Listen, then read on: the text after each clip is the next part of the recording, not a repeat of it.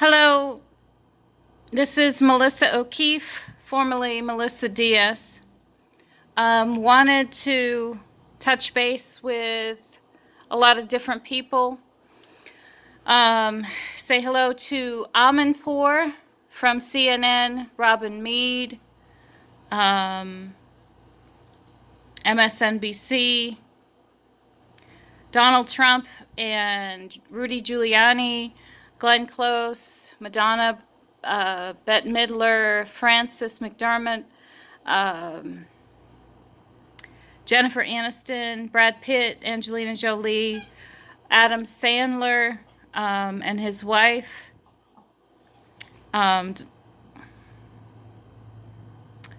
uh, Donald Rumsfeld and his wife Joyce, and the Supreme Court Justices, Ruth Ginsburg. I hope that you're feeling better, and Justice Kavanaugh. I hope everything is good for you and your wife and your family. Uh, Anthony, Stephen Breyer. Um, Trying to remember a lot of the justices that attended the party for me.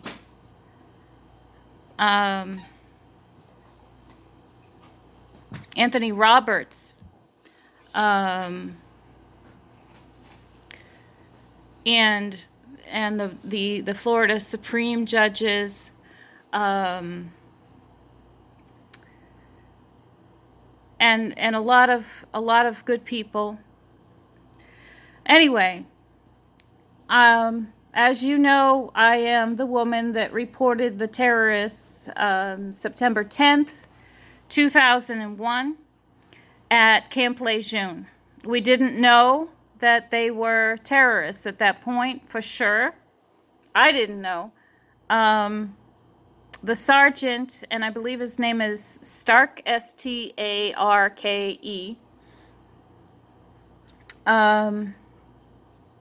at Central Command Camp Lejeune,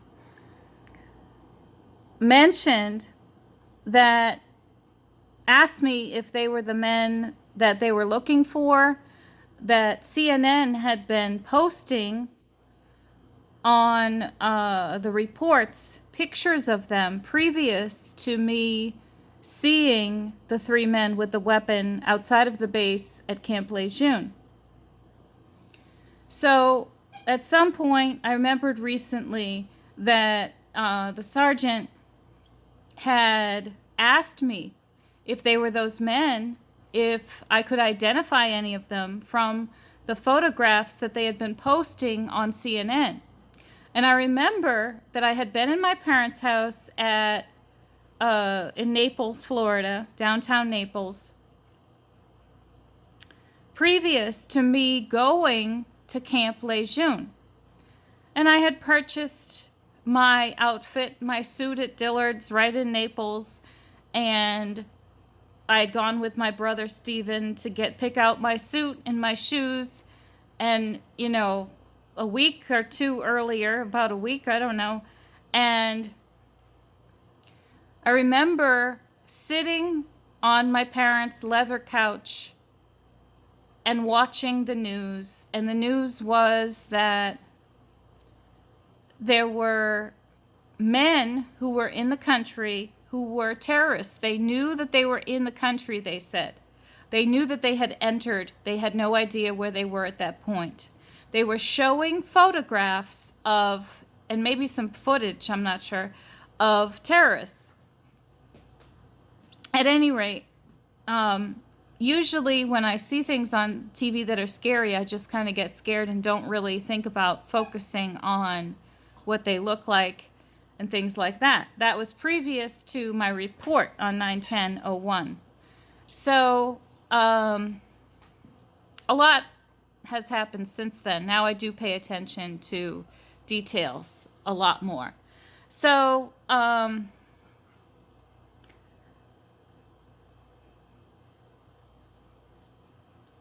my way to the base, and Donald Rumsfeld laughs about this. Hello, Donald Rumsfeld. Very proud of you. Love Donald Rumsfeld. Always a big fan of Donald. Um, Donald Rumsfeld laughed about my spotting the duds and suds and duds on Lejeune Boulevard. Uh, and that was before my wrinkles, so that was a while ago. 2001 was a while ago. But Donald Rumsfeld laughs because I'm, of course, the citizen reporter that Donald Rumsfeld has spoken a lot about.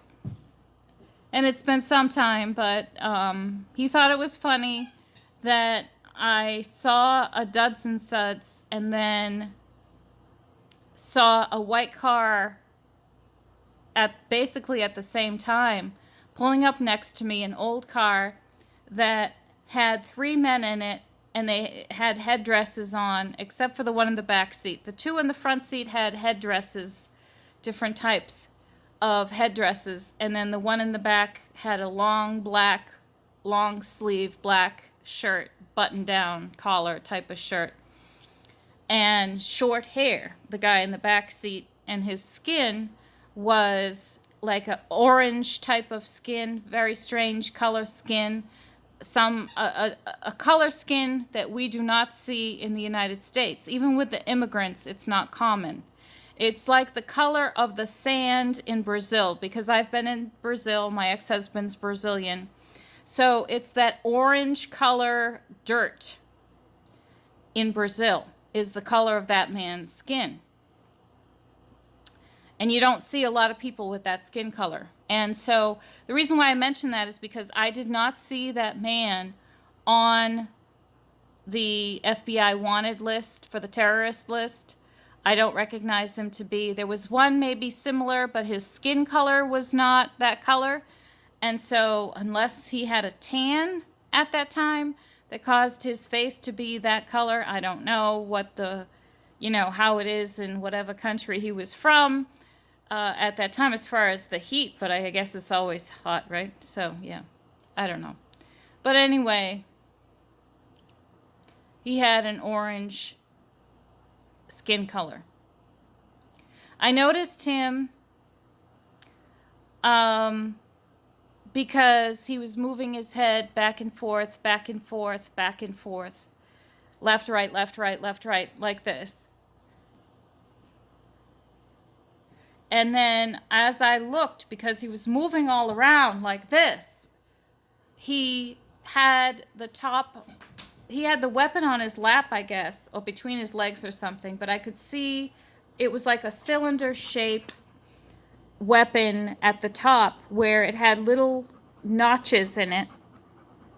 And I was trying to figure out what kind of weapon it was at one point, so that's why I know about the notches, because like an Uzi, I guess you call them, it looked like to me, but all I could see from the window up was a cylinder type of weapon. It could have been a gun, like a big type of gun.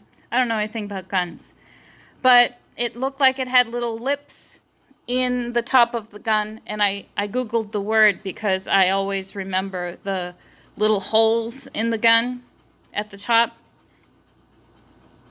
So I don't know what kind of weapon it was, but it was definitely a weapon, and he was freaking out. I'm from Massachusetts, so when I get nervous talking about it still. It's been many years, but I always say, freaking out, my accent comes out. So today is September 11th, and it's 2019. It's been quite some time since my report on September 10th, 2001, the day before the towers went down. But my report caused the evacuation of the Pentagon, the alert of the bases in the area of Jacksonville, North Carolina, Camp Lejeune. I don't know, maybe all the bases in the country, but I do know that the bases went on alert, and that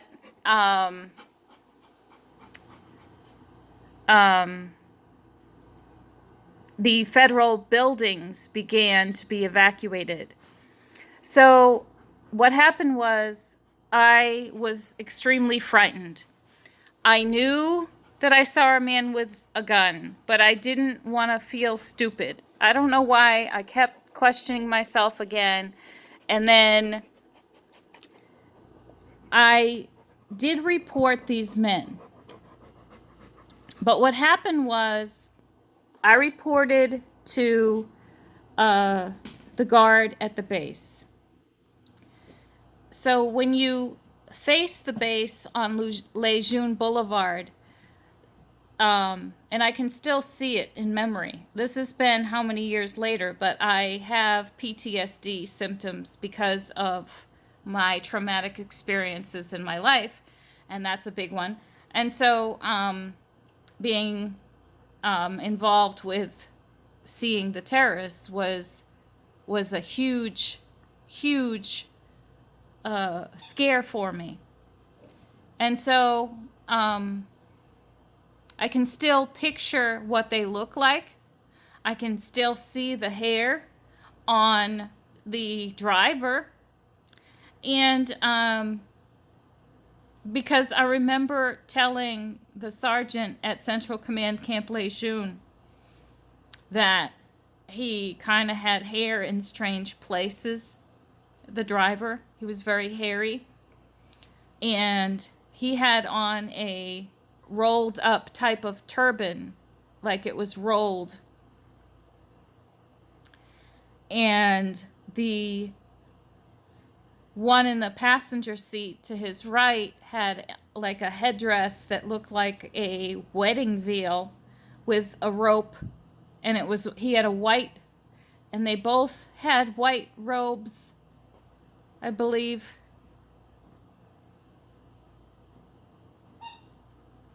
I know I reported what they were wearing, but I do know the guy in the back seat had a long button-down black shirt. The guy had a white veil on the passenger seat to the right with a rope around it tied, and I can see him when I think about it still. And so he had white hair and long and white hair and a big nose that I could see from the side where it was a triangular nose. And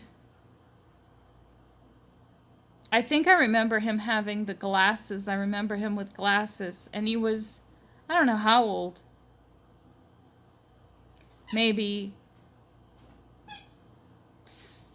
his face didn't look like he had too many wrinkles, but he had whitish gray long hair with some black in it. I don't know, 70, maybe 65. I don't know. So the driver was this gorilla-looking beast as far as I'm concerned, and that's how I would describe him.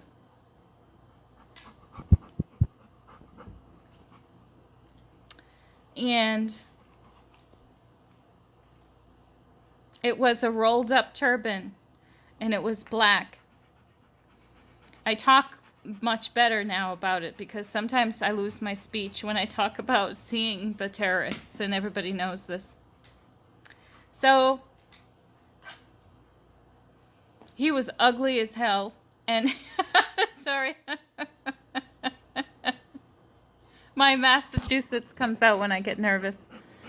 So he was ugly and had hair like you can't imagine weird places. Like he was, I don't know, all of a sudden he had like a patches of hair. Like dark hair all of a sudden. I don't know how, I forget where, but I remember there were strange places, maybe on his neck and weird. And ears. Hairy ears. It was hairy ears. He had like hair in his ears and everything. And you have to remember, I'm on the, they're on my right. I'm in the left lane. I'm going to go straight into the base. I'm at the light, and they're next to me in the car because we pulled up and we were not neck and neck because this is what happened. I was contemplating reversing my car because on the way to the light, I saw them as I saw the laundromat. I was excited to see the Duds and Suds, whatever it is, that military laundromat that's a safe place. They have snacks and tables and all the wives go. And I thought, that's where I was planning on going next.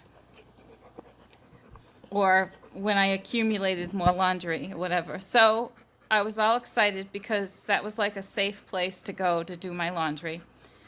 And I was staying up on the hill at like Extended Stay America, Suburban, one of those where you have the little kitchenette and it's like a little flat, what do you call those, suites, where you have a kitchenette and a little coffee maker, and it's a little room, but it has like a little refrigerator in it and all that.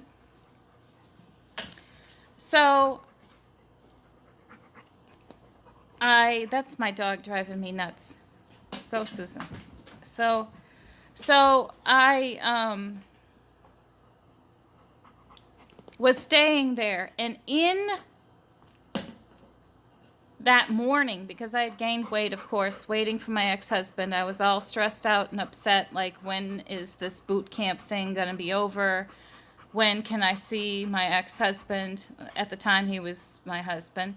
And I was frustrated and anxious, like all the military wives are. It was like this, horrible experience. When is he going to be done with all that? Beginning stages of the boot camp and all the training and all that crap. So, gained weight and had walked because it was a hill, and there's no hills in Florida, right? So there was a hill, and I thought I'll get some exercise and, magically all of a sudden lose 20 pounds and look gorgeous by the time, tomorrow comes. But it never happens. We just hope it does, but it never happens. We dream. So that was my theory, that I was going to walk that hill as often as I could every day when I was there in the morning and try to lift up my rear end. But it never happened, isn't true. And well, the first day before I went to the base and ran into the guys with the gun was when I had walked. So I had walked that morning. It was that morning before going, because I remember I was sweaty, before going to get my sticker from my car. From what I remember, it was in the morning. I wouldn't have gone afternoon. That wouldn't have made sense after I saw the guys with the gun. It must have been before, because I know I walked. And anyway, I get to the base. On my way to the base, I see the guys. And of course, the guy in the back seat was freaking out, moving his head all around. I knew something was wrong. Then I saw his weapon, and I said, what the heck's going on? And all of a sudden, I went like this, like, what the, is going on? So I'm ducking and everything like that.